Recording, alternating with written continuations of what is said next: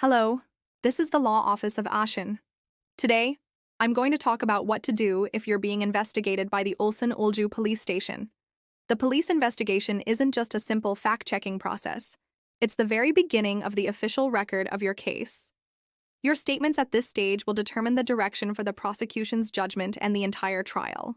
Every criminal case has different key issues. For theft, it's about possession and intent. For sex crimes, it's about the consistency of your testimony and circumstantial evidence. For insurance fraud, the focus is on the flow of funds and who did what. If you go into an investigation unprepared, you'll end up giving fragmented answers to their questions. And your official statement might come across as definitive, even if you didn't mean it that way. It's frustrating, but your words can be twisted to mean something you never intended. That's why it's crucial to calmly organize the facts, timeline, and evidence before your questioning. A case you thought would end with the police can be sent to the prosecution, leading to an indictment and a trial. This can then affect your job, professional licenses, and even your immigration status. That's why we don't just look at the criminal aspect in isolation. We review it as one continuous flow that includes civil and administrative matters. The cases might be separate, but the outcomes are all connected. In civil cases, the possibility of actually collecting the money is often more important than winning the judgment itself. If you pursue debt collection or damages without investigating the other party's assets, you'll often hit a wall at the enforcement stage. It might sound unbelievable, but it's very possible to win a lawsuit and still not get paid.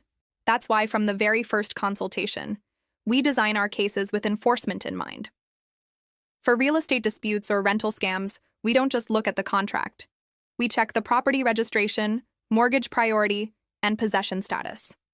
As a licensed real estate agent myself, I review the contract structure thoroughly. Similarly, in family law cases, we don't react emotionally. We focus on the long-term effects of property division and custody arrangements. I started my practice in 2009 and opened this office in 2014.